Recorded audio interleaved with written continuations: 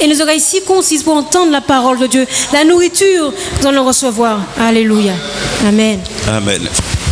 Bonjour bien-aimés. Bonjour à tous. Vous allez bien? Laisse-moi voir. Comment ça va? Comment ça va? Comment ça va? Au nom de Jésus. Au nom du Seigneur. Eh bien, sans plus tarder, on va laisser le micro à la sœur Grâce qui va venir apporter le message. On est déjà assis, on va commencer à se mettre debout pour prier pour elle. Amen. Amen. Puisque pendant la prédication, on est assis. Seigneur, notre Dieu, notre Père, nous te remercions pour ce bon moment que tu nous permets de passer en ta présence. Et comme l'a dit le psalmiste, un jour de tes parvis vaut mieux que 1000 ailleurs. Merci pour ta grâce, ta bonté, ta miséricorde. Merci pour ta présence au milieu de nous. Je te prie, Seigneur, que tu prennes le plein contrôle de ce moment, que tu utilises ta servante puissamment afin de pouvoir parler à nos cœurs. Merci car je crois que tu as déjà mis, Seigneur mon Dieu, quelque chose dans son cœur pour chacun de nous. Nous te rendons grâce, mon Dieu, nous te disons merci, Seigneur mon Dieu, pour ta parole qui nous fait du bien, qui est vraiment une nourriture pour notre âme. Sois béni, sois loué. Nous lions tout esprit d'opposition au nom de Jésus Nazareth. Nous lions tout esprit de trouble, de fatigue au nom de Jésus Nazareth. Nous te rendons grâce, mon Dieu, au nom de notre Seigneur Jésus-Christ. L'Église répond. Amen. Béni soit l'Éternel. Come in here.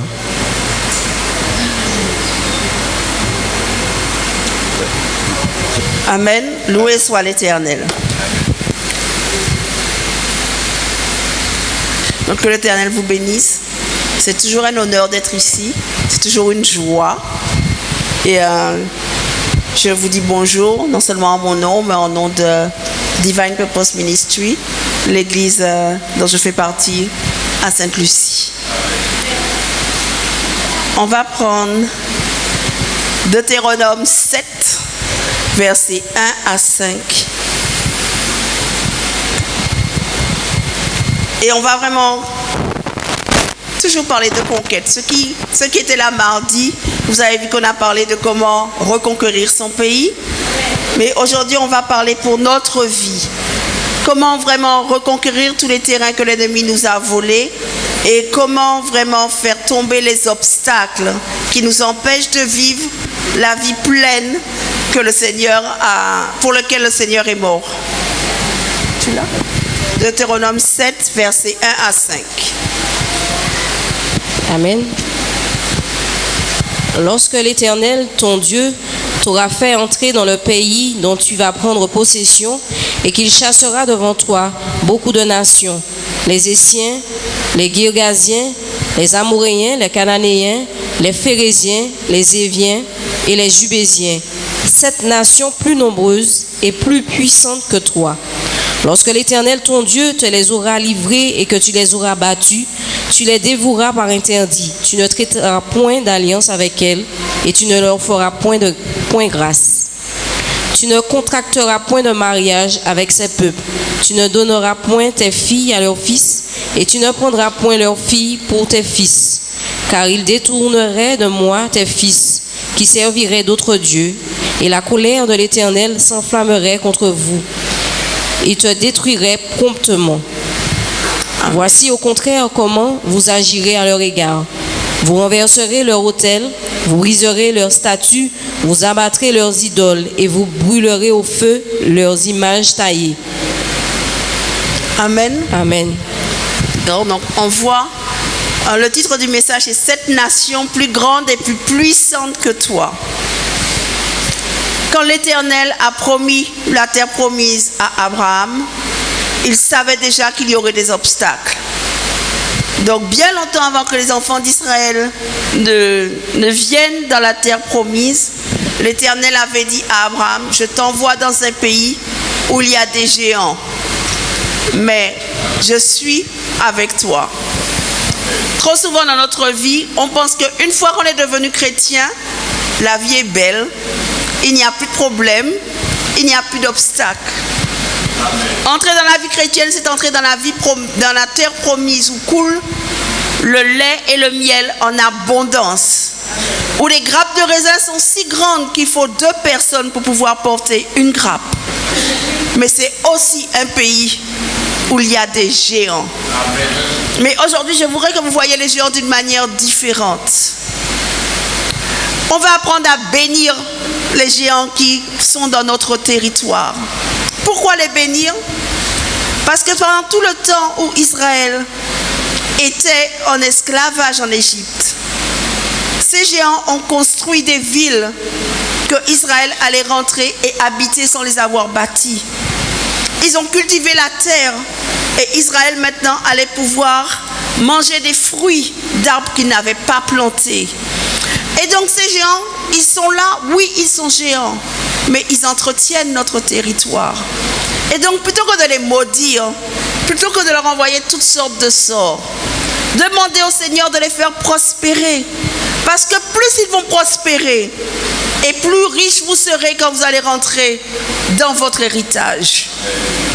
Donc on va essayer de voir les géants d'une manière différente. On va les voir d'un autre horizon. Mais on va aussi comprendre que oui, on ne doit pas avoir peur d'eux.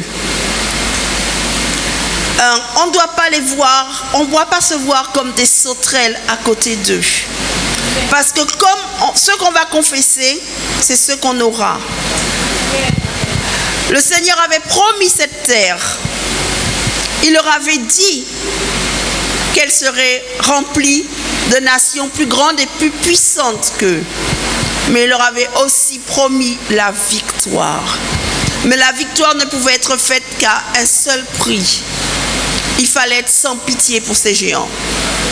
Ces mêmes géants qu'on bénit lorsqu'on n'est pas encore en possession de notre héritage, une fois qu'on rentre dans notre héritage, le Seigneur nous demande d'être sans pitié. Il a dit à Israël, extermine-les totalement.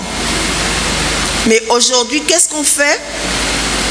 On va rechercher toutes les idoles que nos parents, nos grands-parents, etc. ont adorées et on en fait des musées. Mais le Seigneur a dit extermine, mais nous on en fait des musées. Il est temps vraiment que nous comprenions que ce que l'Éternel dit, c'est ce que nous devons faire.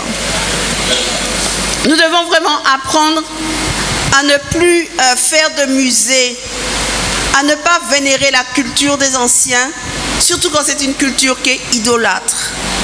Parce que le Seigneur veut faire de nous des gens plus que vainqueurs.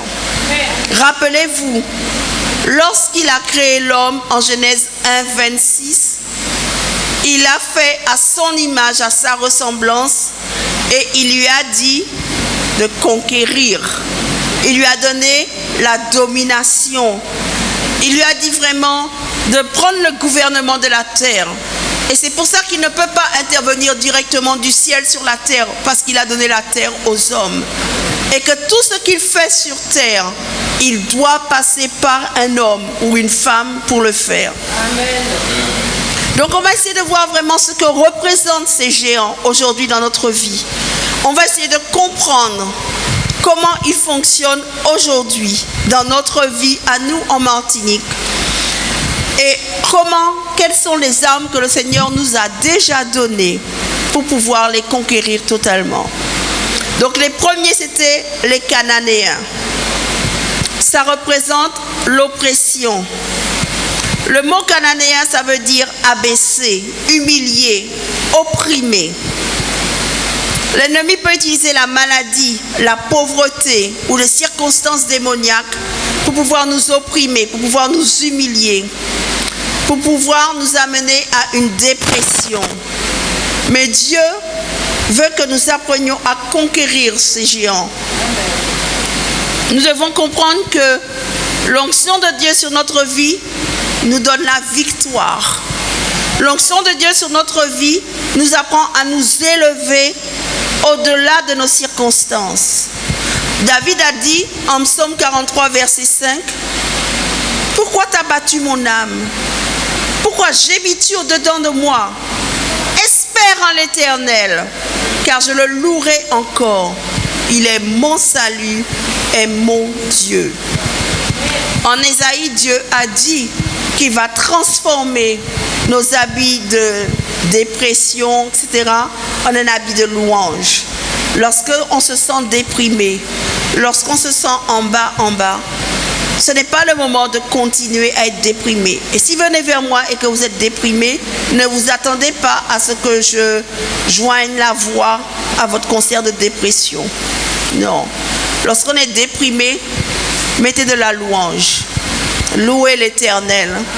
Rappelez-vous que dans le psaume 149, l'Éternel a dit que la haute louange permet de lier les rois. Donc pas les rois humains, mais les principautés, les puissances. Donc lorsque vous êtes déprimé, la première chose à faire, c'est de louer l'Éternel. Et c'est à travers la louange que vous allez vraiment pouvoir vaincre l'ennemi. Ne restez pas à vous plaindre, à vous complaindre, parce que l'ennemi essaye de trouver toutes sortes de choses. Et bien souvent, ça commence par une pensée. Vous savez, il y a un proverbe qui dit qu'on ne peut pas empêcher un oiseau de voler au-dessus de nos têtes, mais on peut l'empêcher d'y faire son nid. Si on met ça au niveau de la vie chrétienne, ça veut dire qu'on ne peut pas empêcher l'ennemi de nous bombarder avec toutes sortes de pensées. Mais on peut empêcher ces pensées de demeurer. C'est pour ça qu'il est si important chaque matin, lorsque nous nous levons, de nous couvrir du sang de Jésus. De couvrir nos oreilles et de mettre toute l'armure. Parce que lorsque nous mettons le casque du salut, ça ne veut pas dire que pendant la nuit, notre salut s'est envolé. Mais c'est une protection. Et lorsque nous mettons le casque du salut, ce casque romain couvrait les oreilles. Et s'il couvre les oreilles, il ne permet pas à l'ennemi de venir parler dans nos oreilles et de nous insuffler toutes sortes de pensées. Donc c'est important vraiment que nous puissions nous prévaloir. Les deuxièmes géants qui étaient là, c'était les Hittites. Les Hittites représentent la crainte, la terreur. Pourquoi l'ennemi va utiliser la crainte? Parce que la crainte va détruire la foi. Le Seigneur sait tellement bien que l'ennemi utilise la crainte que 366 fois dans la Bible, on va trouver des expressions comme « ne crains pas »,« n'aie pas peur », etc. Donc ça veut dire que pour chaque jour de l'année, y compris les années bissextiles, le Seigneur a prévu un verset « ne crains pas ». Ça veut dire que chaque jour, on doit renouveler notre foi. Le Seigneur sait que l'ennemi va essayer de nous amener à craindre. Mais vous savez, l'amour parfait bannit la crainte. L'Éternel est cet amour parfait. Et si nous sommes chrétiens, il réside en nous parce que nous sommes son temple. Et donc si nous avons vraiment la crainte de l'Éternel, pas la peur, pas la terreur de l'Éternel, mais si nous avons la crainte de l'Éternel, nous ne craindrons pas l'ennemi. Il pourra nous dire tout ce qu'il veut. Cela n'aura plus d'importance pour nous parce que nous saurons à qui nous avons confiance. Le psaume 27 nous dit « Ne me cache point ta face, ne repousse point avec colère ton serviteur, tu es mon secours. Ne me laisse pas, ne m'abandonne pas, Dieu de mon salut. Car même si mon père et ma mère m'abandonnent, l'Éternel me recueillera. » L'Éternel a promis qu'il sera toujours avec nous. Il est avec nous, qu'on le sente ou pas. Vous savez, j'aime pas quand les chrétiens me disent « Oh, je sens ci ou je ressens ça ». La Bible ne nous demande pas de vivre par les sentiments. La Bible nous dit que le juste vivra par la foi. Et la foi, c'est cette puissance que nous avons en nous qui nous permet de porter à existence ce qui n'existe pas encore par nos paroles. Par la foi, Dieu a créé le monde. Il a dit « lumière » et la lumière fut. Tout ce qu'il a créé, il a créé par sa parole. Ce qui veut dire qu'il y a de la puissance dans vos paroles. Il y a la puissance pour créer ce qui n'existe pas. Il y a la puissance pour chasser la crainte. Créer ce qui n'existe pas ne veut pas dire se voiler la face et puis dire que le mur est noir alors qu'on sait qu'il est blanc. Non. Mais ça va être confesser la parole de Dieu. C'est pour ça qu'il est si important que nous demeurions dans la parole de Dieu. Parce qu'en demeurant dans la parole de Dieu, on pourra vaincre tous les géants. Parce que la parole de Dieu parle de tout. Quel que soit le problème que vous pouvez avoir, il y a une réponse dans la parole de Dieu. Il suffit de la trouver et de la confesser. Faites comme Jésus. À chaque fois que l'ennemi est venu vers lui, il lui a dit, il est écrit. Et parce qu'il a su lui répondre par la parole, et non pas par ce qu'il ressentait, il a été vainqueur. Jésus est notre exemple. Nous aussi, sachons utiliser la parole de Dieu.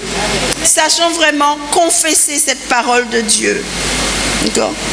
Si parmi nous, il y en a qui ne savent pas, qui ne peuvent pas lire couramment, ou qui ont du mal à lire, ce n'est pas un problème. Écoutez la parole de Dieu. La foi vient de ce que l'on entend, et ce qu'on entend vient de la parole de Dieu. Aujourd'hui, on peut télécharger la Bible sur nos téléphones portables et l'écouter. On peut la télécharger sur nos tablettes, on peut la télécharger sur nos ordinateurs, on peut l'acheter en CD. Donc, personne n'a d'excuse pour dire qu'il ne peut pas demeurer dans la parole de Dieu. Parce qu'il y a vraiment tout. Le Seigneur est...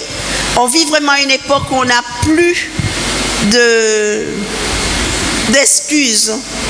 D'accord ? L'Éternel nous a donné le territoire des Hittites et il nous a dit, il nous a montré comment on peut les gagner. Et donc, on doit vraiment comprendre que nous, on est déjà vainqueurs. Parce que 1 Jean 4,4 nous dit que vous, petits enfants, vous êtes de Dieu et vous les avez vaincus. Pourquoi ?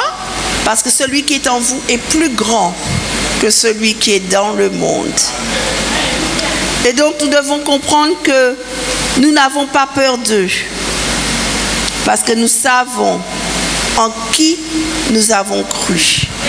Et nous savons que rien ne pourra nous arriver. Juste parce que nous connaissons l'Éternel des armées. Et nous savons ce qu'il peut faire pour nous. Donc n'ayez jamais peur.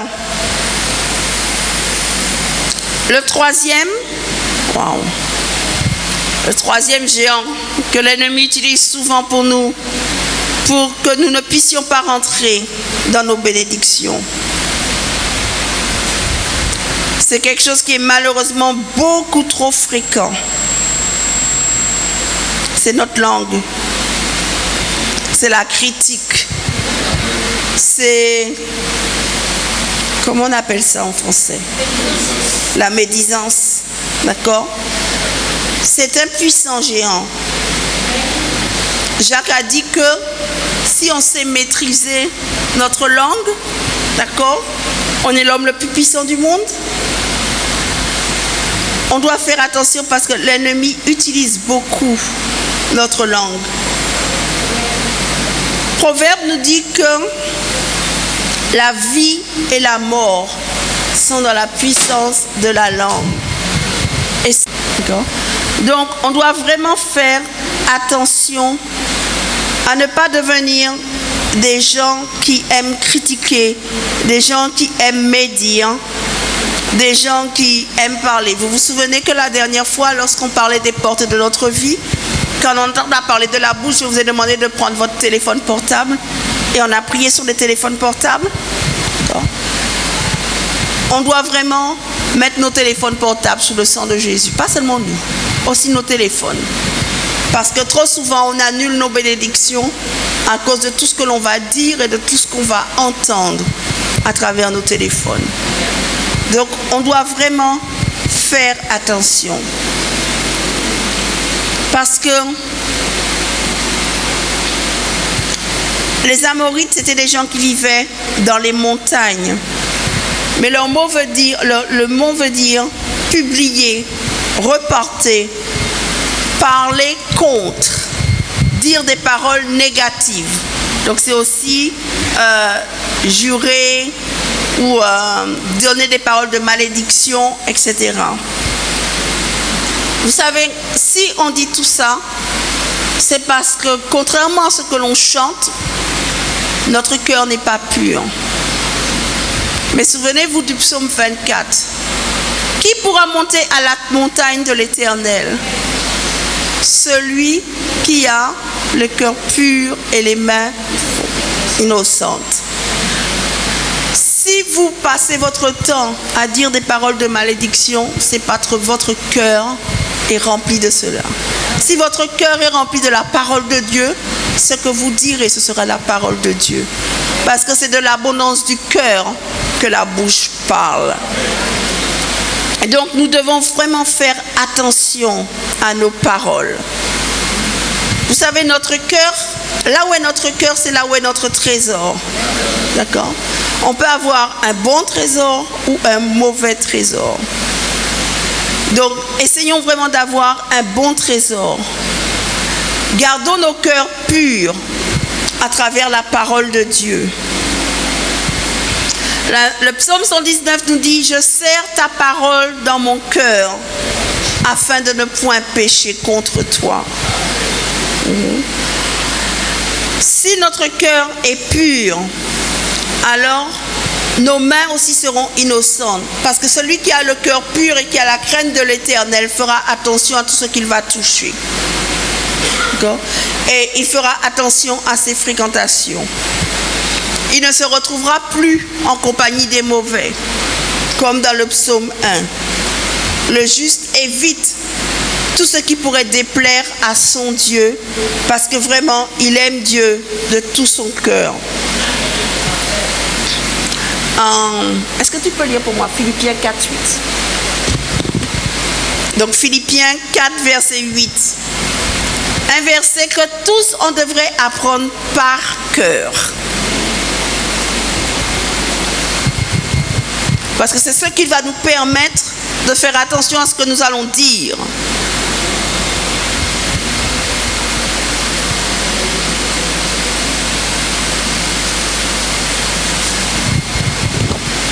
Amen. Au reste, frères, que tout ce qui est vrai, tout ce qui est honorable, tout ce qui est juste, tout ce qui est pur, tout ce qui est aimable, tout ce qui mérite l'approbation, ce qui est vertueux et digne de louange, soit l'objet de vos pensées. D'accord. Amen. Si tout ce qui est pur, etc., est l'objet de vos pensées, tout ce que vous allez dire sera aussi pur et digne de louange et de bons rapports, etc. Donc c'est pour ça que je dis que c'est un verset à connaître par cœur. Comme ça, chaque fois qu'on va vouloir se trouver dans une discussion, on va se demander, est-ce que ce qui est dit est vrai? Est-ce que c'est pur? Est-ce que c'est honorable? Si la réponse est non, quittez les lieux. Arrêtez la discussion, mais ne restez pas au milieu de cela. Parce que sinon, vous allez vivre par la chair. Et nous savons que la chair est inimitié contre Dieu. D'accord? Donc c'est soit on vit par l'esprit et on applique les principes de la parole, ou bien on vit par la chair et on sait que tout ce qui vit par la chair aboutit à la mort. Parce que l'esprit est vie et la chair est mort. Donc on doit vraiment faire attention. On doit faire attention vraiment à vivre selon la justice de Dieu. Si on applique Matthieu 6, 33 nous dit « Cherchez premièrement le royaume de Dieu et sa justice, et toutes choses vous seront données de surcroît. » Mais ça veut dire que si on applique vraiment le « Chercher premièrement le royaume de Dieu et sa justice », il sera difficile à l'ennemi de trouver des portes ouvertes dans nos vies. Et donc, il lui sera difficile de venir voler notre héritage ou de nous empêcher de rentrer dans notre héritage. Donc, aussi, vous savez pourquoi on ne fait pas attention à ce qu'on dit? Parce qu'on oublie que être chrétien, c'est être disciple de Christ. Si à tout moment, vous avez dans votre esprit que je suis chrétien, et donc en étant chrétien, je suis comme Christ. Parce que Christ n'est pas mort à la croix afin que nous redevenions semblables à Adam. Donc que nous puissions pécher à nouveau. Christ est mort à la croix pour nous donner sa vie. Donc pour que nous soyons comme lui, purs et sans tache. Il revient chercher une église pure, sans ride et sans tache. Mais c'est une église qui se sera préparée. Et l'un des moyens de se préparer, c'est de vraiment appliquer les principes de la parole de Dieu. Si nous comprenons que nous sommes participants de la nature divine et que lorsque nous sommes nés de nouveau, nous devons mettre à mort notre chair et vivre par l'esprit, parce que c'est l'esprit qui est vie, à ce moment-là, il y aura beaucoup d'autres choses qui nous seront plus faciles. Vous savez pourquoi il y a tellement de péchés sexuels dans l'église? Parce qu'on n'a pas pris conscience qu'on représente Christ. Si on prenait vraiment conscience que notre corps est le temple du Saint-Esprit, on ne livrerait pas notre corps à toutes sortes d'impudicités. Je me souviens que au début de ma conversion, j'avais des problèmes comme tout le monde. D'accord? Mais un jour, j'ai pris conscience vraiment que mes mains, que Dieu voulait se servir de mes mains, notamment au niveau de la guérison, etc. À partir de ce jour-là, j'ai fait un pacte avec mes mains. J'ai dit à mes mains que plus jamais il y a des choses qu'elles ne vont toucher. Et vous savez quoi? C'était terminé. Le problème était réglé. Faites un pacte avec la partie de votre corps pour laquelle vous avez des problèmes. Si vous savez que vous avez des problèmes avec vos yeux, par exemple, que vous ne savez pas voir une belle femme sans la convoiter, faites un pacte avec vos yeux. Dites à vos yeux, non Seigneur, je te consacre mes yeux et à partir d'aujourd'hui, je refuse que mes yeux voient quoi que ce soit qui pourrait te faire honte. Vous allez voir que c'est beaucoup plus facile parce que maintenant, ce n'est plus votre problème. C'est le problème de Dieu. Et lui, il sait comment résoudre les problèmes rapidement. D'accord? Donc, faites vraiment attention à votre langue. Et de manière à ce que votre langue ne soit pas un objet de scandale.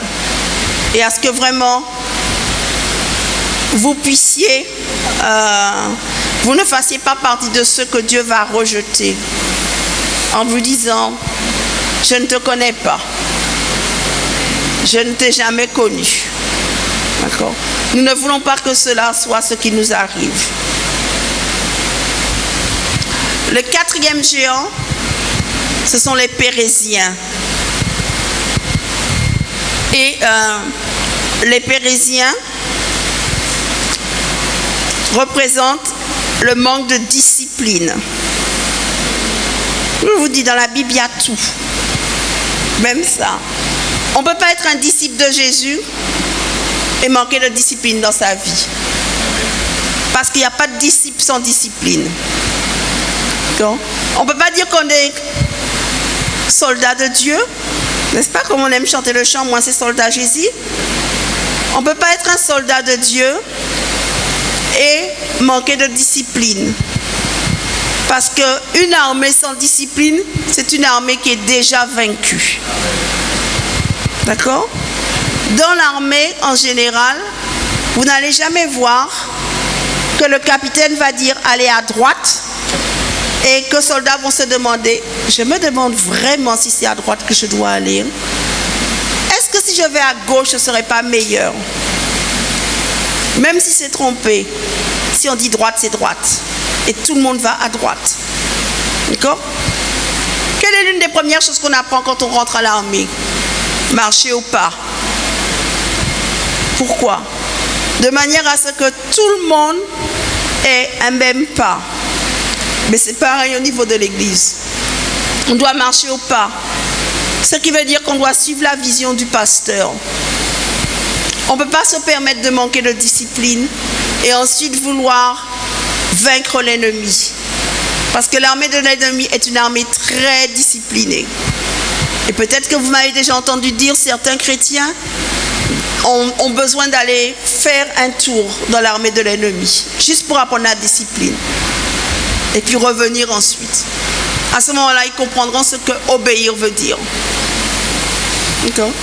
Lorsqu'on manque de discipline, on est comme un village sans muraille. On n'a plus de défense. L'ennemi peut faire de nous tout ce qu'il veut. Donc on doit vraiment apprendre à être discipliné.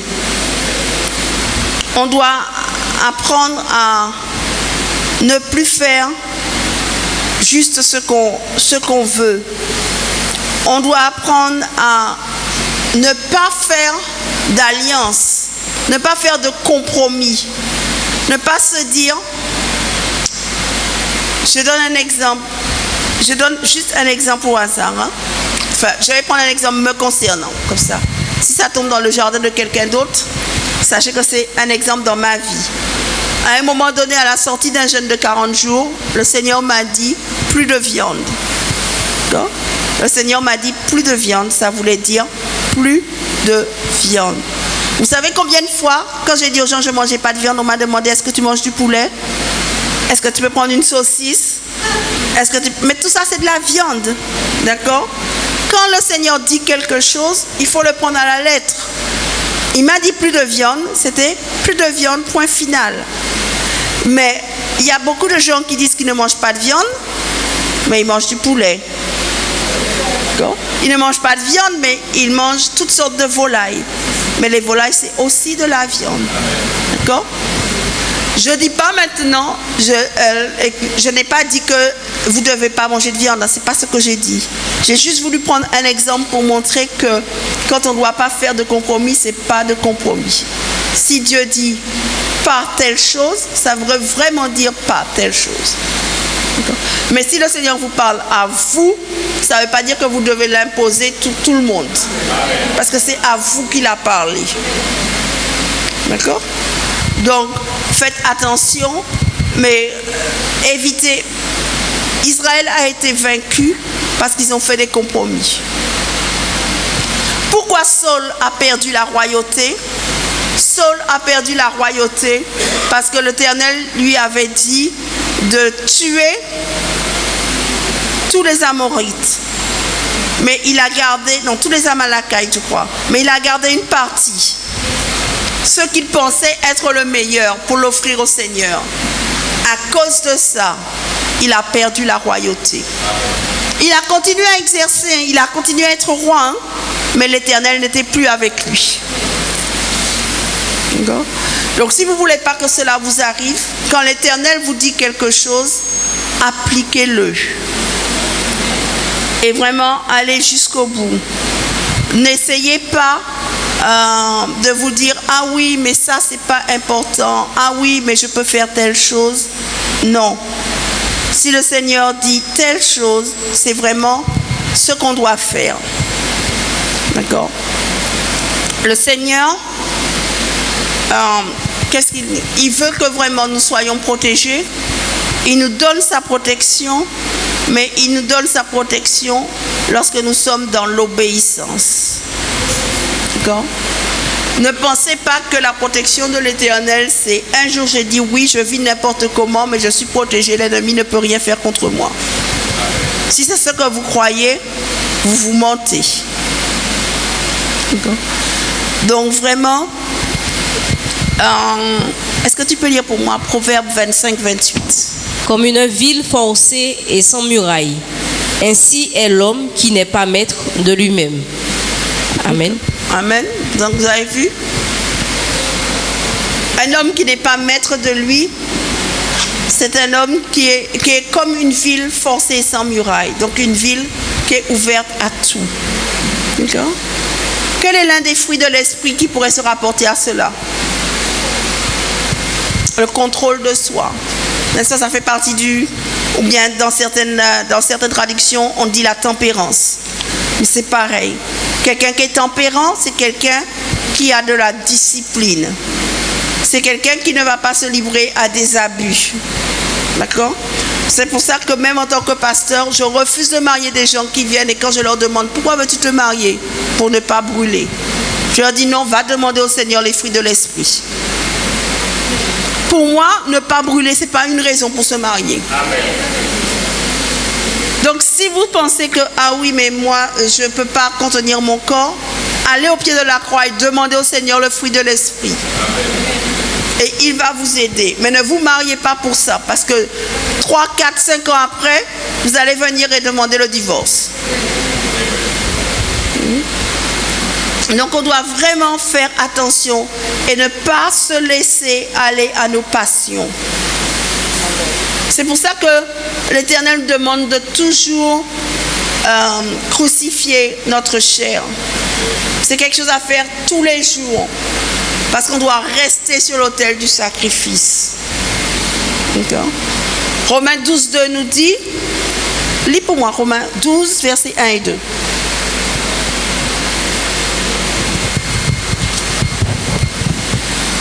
Amen. Je vous exhorte donc, frères, par les compassions de Dieu, à offrir vos corps comme un sacrifice vivant, saint, agréable à Dieu, ce qui sera de votre part un culte raisonnable.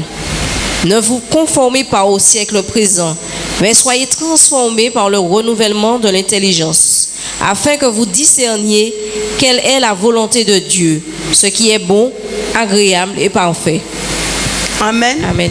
Donc on voit que lorsqu'on offre son corps en sacrifice à l'Éternel, à ce moment-là, on sera capable de discerner la volonté de Dieu. Vous avez entendu qu'il y avait permissif dans la volonté? Ok? Ça n'existe pas, la volonté permissive de Dieu. La volonté de Dieu, elle est bonne, pure et parfaite. D'accord? Ce n'est pas parce que parfois vous acceptez certaines choses de vos enfants que cela devient votre volonté.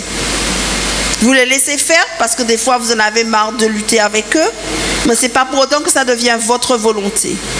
Il en est de même pour Dieu. Ce n'est pas parce que Dieu nous laisse faire nos affaires que ça devient sa volonté. Sa volonté est bonne, pure et parfaite. D'accord? Et c'est vraiment important pour nous de ne pas être livré à la captivité. On va voir deux choses qui vont, parce que c'est l'ignorance qui nous amène à avoir une vie sans discipline. On connaît tous Osée 4:6. N'est-ce pas? On connaît tous ce verset-là. Mon peuple périt par manque de connaissance. Mais est-ce qu'on connaît Ésaïe 5, versets 13 et 14? Sera soudain emmené captif. Sa noblesse mourra de faim, et sa multitude sera desséchée par la soif. C'est pourquoi le séjour des morts ouvre sa bouche, et élargit sa gueule outre mesure. Alors descendent la magnificence et la richesse de Sion, et sa foule bruyante et joyeuse. Amen. Amen. Donc on voit que lorsqu'on rejette la connaissance de Dieu, puisque lorsqu'on rejette la discipline que Dieu veut nous donner, c'est qu'on rejette la connaissance. À ce moment-là, on va droit dans le séjour des morts. Okay? La mort va nous attendre. Donc c'est vraiment important que nous comprenions que la discipline fait partie de notre vie. Parents, disciplinez vos enfants. Tout père qui aime ses enfants le discipline. Parce que s'il ne discipline pas ses enfants, c'est comme si les enfants étaient considérés comme des bâtards. C'est la Bible qui le dit, hein, pas moi. D'accord? Donc, on doit apprendre à être discipliné. Lorsqu'on n'est pas discipliné, lorsqu'on rejette la connaissance, à ce moment-là, Satan prend avantage de nous. D'accord? 2 Corinthiens 2, 11. Amen, verset 11. Afin de ne pas laisser à Satan l'avantage sur nous, car nous n'ignorons pas ses desseins. D'accord?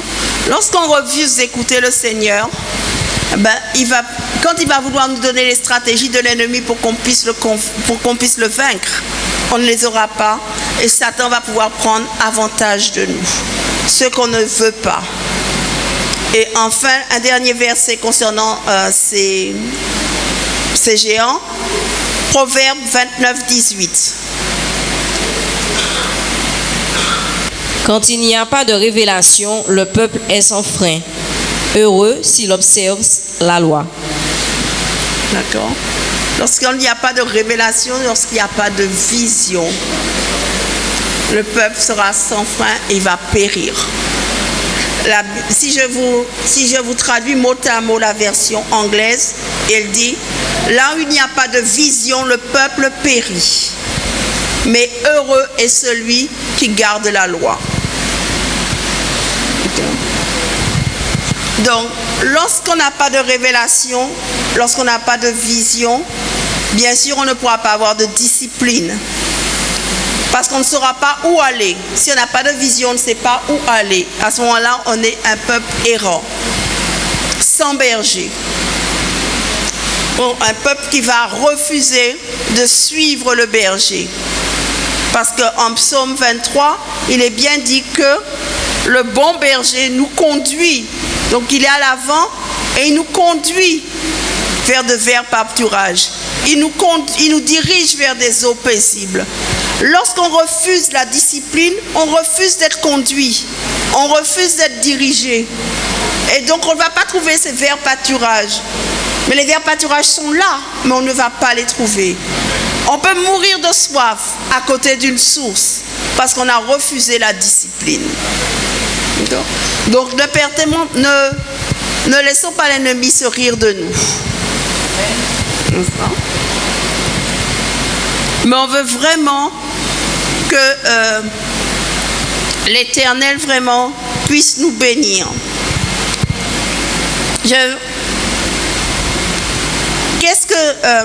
Lorsqu'on accepte la discipline du Seigneur, d'accord, il y a 7 bénédictions qu'on va avoir lorsqu'on accepte la discipline du Seigneur. Je vais vous les donner rapidement, je vais juste vous donner les versets, on ne va pas les lire, parce que sinon ça va être vraiment long. Premièrement, le Seigneur va nous trouver même au milieu du désert. Deutéronome 32, 10.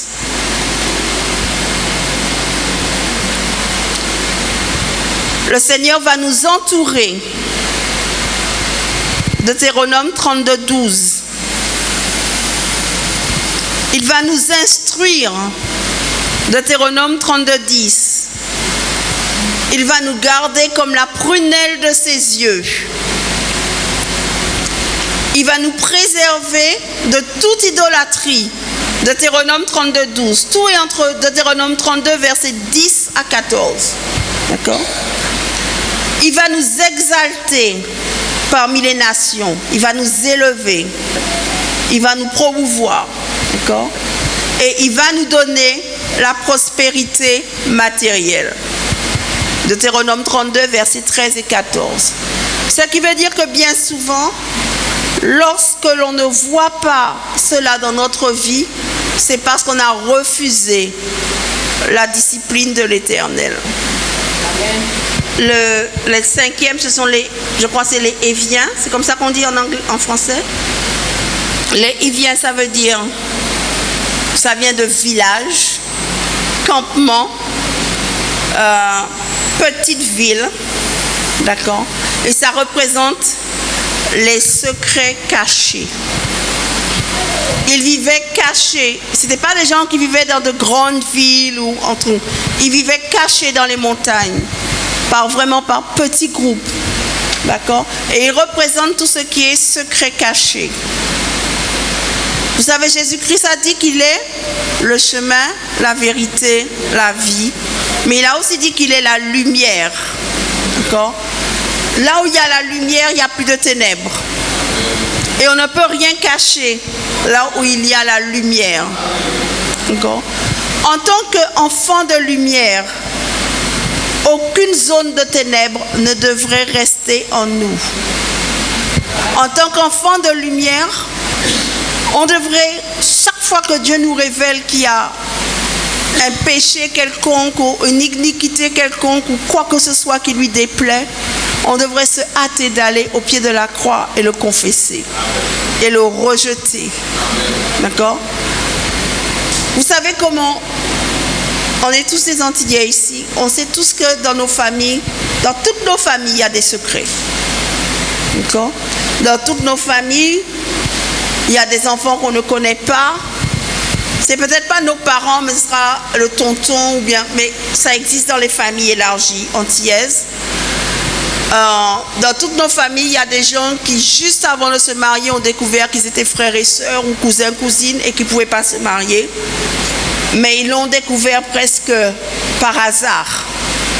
Et des fois, ils l'ont découvert après qu'ils soient déjà mariés. D'accord? Mais ça, c'est parce qu'il y a des secrets. Des choses qu'on ne dit pas. Des choses qu'on cache. La plupart des gens qui viennent en délivrance, lorsqu'ils commencent à parler, on finit par découvrir, le Seigneur nous montre des secrets de famille. Et souvent, ou bien parfois, les gens ont de grands problèmes. Bon, je vais prendre le cas d'une personne, de manière à Sainte-Lucie, je ne donnerai pas son nom et vous ne la connaissez pas. Une personne qui est venue nous voir et qui aimait sincèrement le Seigneur, mais qui avait toutes sortes de problèmes d'identité. Et quand on a commencé à parler avec elle, quand on a commencé à lui poser des questions, en général on est deux, ma copine et moi, parce qu'une écoute la personne et l'autre écoute ce que l'Esprit lui dit, pendant qu'on écoute la personne. Et quand on a commencé vraiment à essayer de comprendre, on a découvert que tout son problème, c'était un problème d'identité, parce qu'elle ne connaissait pas son père, que la personne que sa maman lui a dit qui était son père, en fait, ce n'était pas son père. Mais qu'apparemment, il y avait quelqu'un d'autre à qui elle ressemblait vraiment et à qui elle ressemblait, tous ses enfants lui ressemblaient, qui était son père. Mais ça avait toujours été nié par sa mère. Donc, résultat, elle ne sait pas qui est son père. Et parce qu'elle ne sait pas qui est son père, parce qu'elle a un grand doute, mais elle n'arrive pas à avoir une relation avec Dieu en tant que père. Et ça la prive d'une grande partie des bénédictions que Dieu a déjà pourvues pour lui. Donc on voit comment des secrets qu'on appelle des secrets de famille nous amènent après, quand on devient chrétien, à avoir de gros problèmes dans notre vie chrétienne. D'accord? Et ça, ce n'était pas de sa faute, ce n'est pas elle qui a fait qu'elle ne connaissait pas son père. D'accord? Donc, ce n'était pas un péché de sa faute, mais c'était un secret caché qui a amené de grandes difficultés. L'ennemi connaît les secrets cachés. D'accord? Parce que souvent, il est à la source de ces secrets-là. Il est à la source des péchés qui ont fait que les choses sont devenues des secrets. Non? Et il sait les utiliser en temps opportun pour refréner la personne. Surtout quand il sait que la personne va avoir un grand ministère qui va vraiment démolir son royaume, avant même que la personne ne sache qu'elle va avoir un ministère, il la bloque. Donc parfois on voit des gens, on ne comprend pas pourquoi ils n'arrivent pas à comprendre un certain nombre de choses, mais ça peut être à cause de la présence de secrets dont elle n'est même pas au courant dans sa vie. Et l'ennemi utilise ces secrets pour l'empêcher de rentrer dans sa terre promise, ou même si elle est déjà dans la terre promise, pour l'empêcher vraiment de jouir pleinement de son héritage.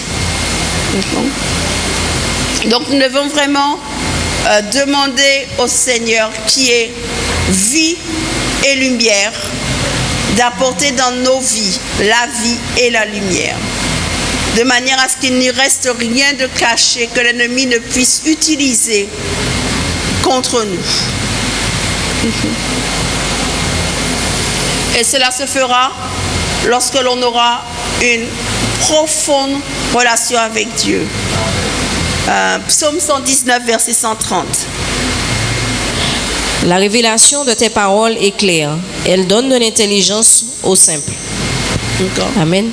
Amen. Donc on voit que parce que le Seigneur est lumière, la révélation de sa parole va nous donner l'intelligence et nous permettra de combattre l'ennemi. Luc 8, 17. Car il n'est rien de caché qui ne doivent être découverts, rien de secret qui ne doivent être connu et mis à jour. Amen. Amen. Donc, lorsque l'ennemi veut essayer d'amener la honte sur vous et vous dit, ne dis pas ça dans ton témoignage. Non. Au contraire, mettez-le en lumière. Parce que ce que vous témoignez, ce que vous révélez de votre propre vie, vous l'enlevez de la main de l'ennemi. D'accord ? Et ce n'est pas dire qu'il ne va plus jamais l'utiliser parce qu'il essaye de l'utiliser d'une manière ou d'une autre, mais ça n'aura plus la même force. Parce que c'est vous qui l'avez révélé. Donc il ne pourra pas l'utiliser pour amener la honte sur vous. D'accord ? Donc n'hésitez jamais à témoigner. Ensuite, on a les Jébusiens. Les Jébusiens, ils représentent aussi l'oppression, mais d'une autre manière. Et ils vivaient à Jérusalem. D'accord ? À chaque fois que Israël a combattu les Jébusiens, Israël les a vaincus.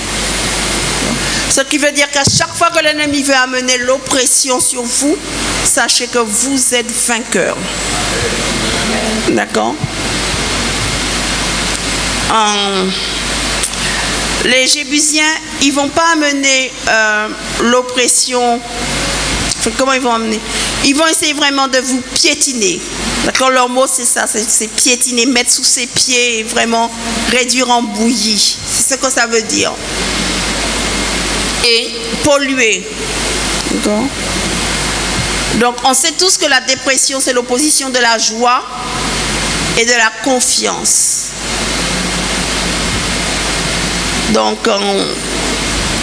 comment est-ce qu'on va faire pour lutter ? Ésaïe 61:3.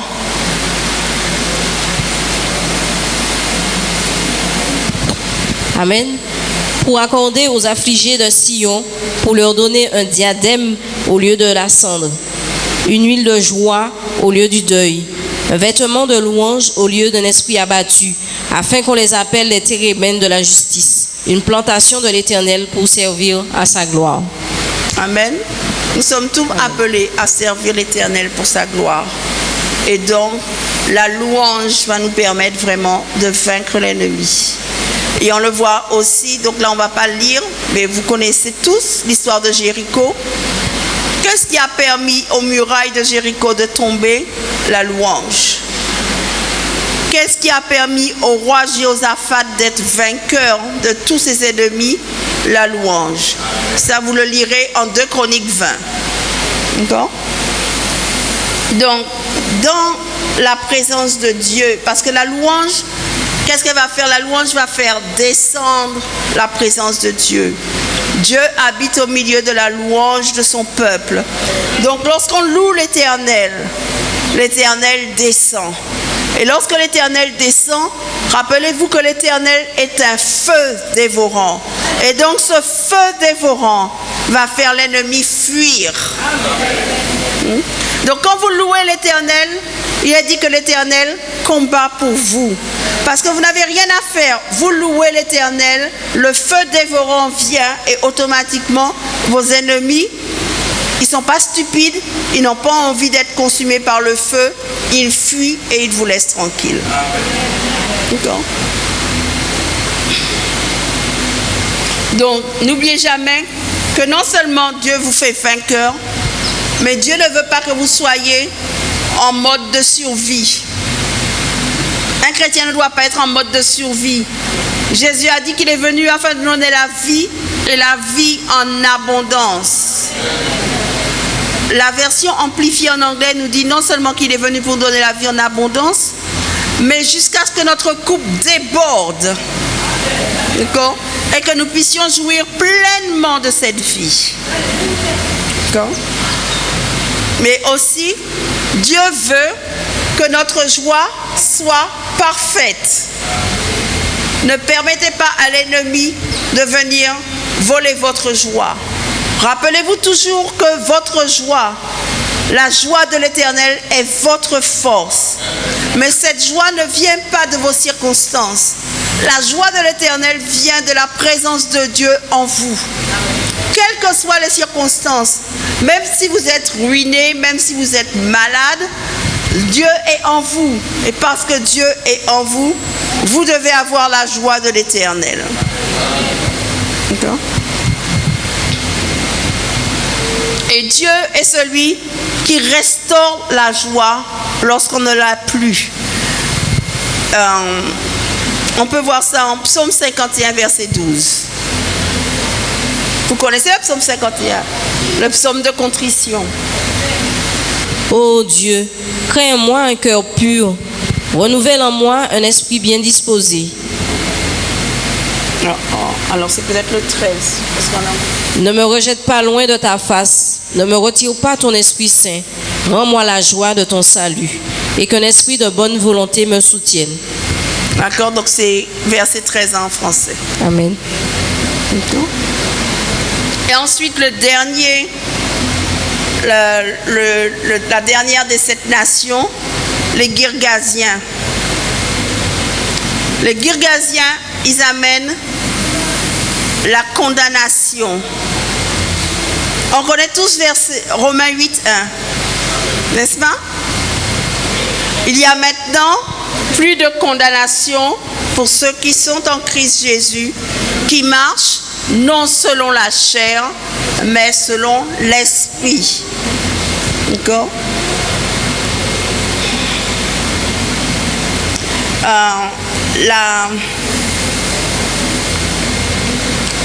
L'une des traductions anglaises de la Bible dit qu'il n'y a maintenant plus de condamnation qui attendent ceux qui appartiennent au Seigneur Jésus.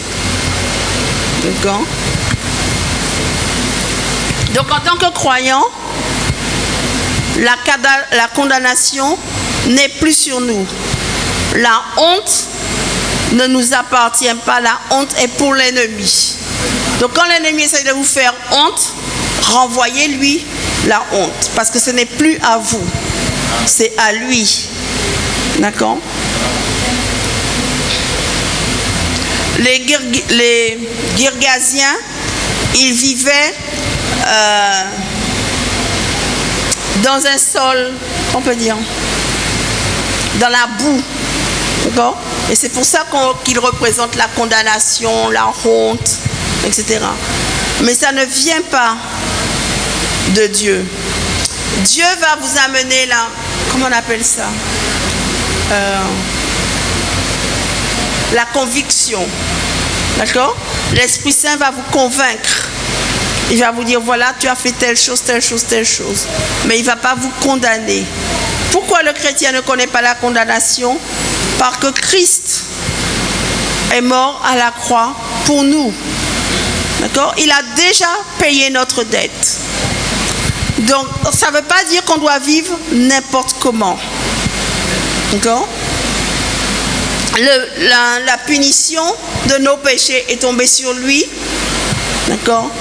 Mais lorsqu'on confesse nos péchés, il nous pardonne. Ce qui ne veut pas dire que parfois on n'a pas les conséquences de nos péchés. D'accord? Je vais prendre un cas extrême. Une femme adultère, elle confesse son adultère au Seigneur, le Seigneur la pardonne. Mais si elle a conçu un enfant dans l'adultère, l'enfant est là. Le Seigneur ne dit pas, oh je te pardonne, et puis l'enfant meurt, bim. D'accord? Donc on a les conséquences de ses péchés. Dieu a pardonné à David immédiatement. Mais il y a eu de lourdes conséquences du péché de David au niveau de ses enfants. Si on demeure dans sa parole, tout ce qu'on va lui demander sera en accord avec la parole. Et si c'est en accord avec la parole, c'est en accord avec la volonté de Dieu. Et Dieu nous le donnera. Donc vraiment, prenez conscience que oui, il y a des géants, mais que nous sommes déjà vainqueurs de ces géants. Donc, ne vous demandez pas pourquoi moi, c'est pour tout le monde. Ne croyez pas que votre pasteur, il est tellement bien qu'il n'a pas ses propres combats. Tout homme et toute femme de Dieu a ses combats. Non seulement on a les combats de Monsieur Tout-le-Monde, mais en plus on a les combats qui sont liés à notre appel. D'accord? Donc, prenez conscience de cela. Parmi tout, je ne dis pas que tous les géants vous attaquent tous. On est plus sensible à certains qu'à d'autres. Mais reconnaissez quels sont ceux auxquels vous devez faire face et demandez au Seigneur des stratégies pour pouvoir les combattre. Si vous ne combattez pas les géants, vous ne pourrez pas rentrer en possession de votre héritage. Si vous ne combattez pas les géants et si vous faites des compromis, à long terme, ce sont les géants qui vont vous gagner. Au lieu que vous soyez vainqueur, à long terme, vous serez vaincu parce que vous aurez fait des compromis. Aucune personne qui fait des compromis ne se retrouvera dans le royaume de Dieu. Soyez sûrs de ça. Donc apprenez dès maintenant à rejeter les compromis, à vivre une vie sainte et consacrée à l'Éternel. Que l'Éternel vous bénisse. Je suppose qu'ici tout le monde est déjà chrétien. Parce qu'on ne peut pas combattre si au départ on n'appartient pas au Seigneur. Amen. Si on ne lui a pas donné sa vie. Mais à partir du moment où on est chrétien, si vous avez des problèmes et si vous sentez que vous avez besoin vraiment que Dieu vous renouvelle, alors je vous invite à venir devant et on va prier pour vous. Éternel, mon Dieu, mon roi, nous voulons vraiment te louer. Nous voulons te bénir, nous voulons exalter ton saint nom. Seigneur, nous voulons te remercier parce que tu as fait de nous un peuple de vainqueurs. Seigneur, aujourd'hui, nous voulons vraiment nous présenter devant toi. Seigneur, nous te demandons pardon pour toutes les fois où nous avons reçu les coups de l'ennemi sans même essayer de réagir. Mais aujourd'hui, Seigneur, nous nous levons comme une armée. Et nous disons à l'ennemi que assez, c'est assez. Seigneur, aujourd'hui, nous nous levons et nous décidons de combattre l'ennemi. Nous proclamons, Seigneur mon Dieu, que oui, nous avons péché contre toi. Oui, nous avons fait des compromis avec l'ennemi.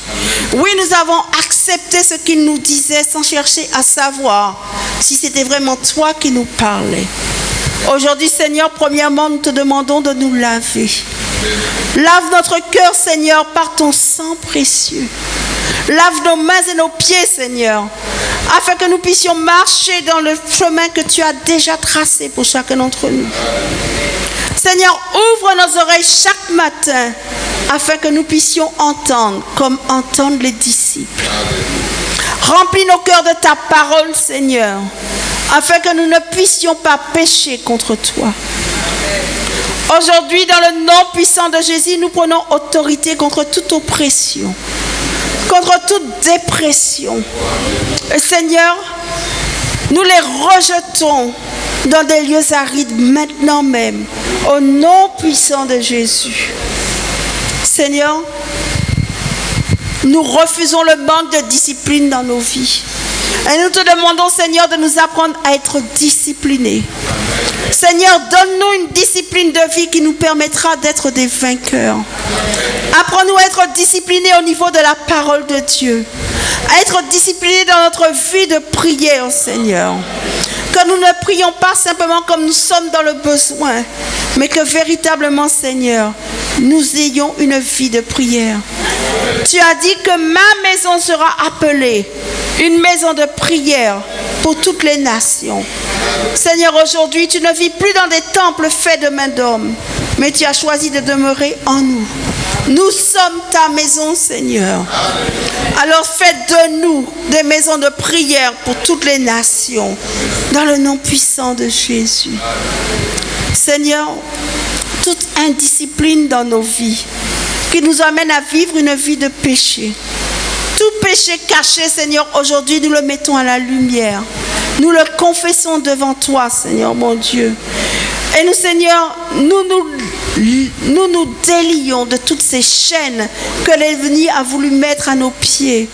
Aujourd'hui, Seigneur, tu as dit que ta parole nous rend libres et que si le Fils qui est ta parole nous libère, alors nous sommes réellement libres. Nous proclamons, Seigneur, cette liberté ce matin dans le nom puissant de Jésus. Seigneur, nous nous libérons de toute chaîne.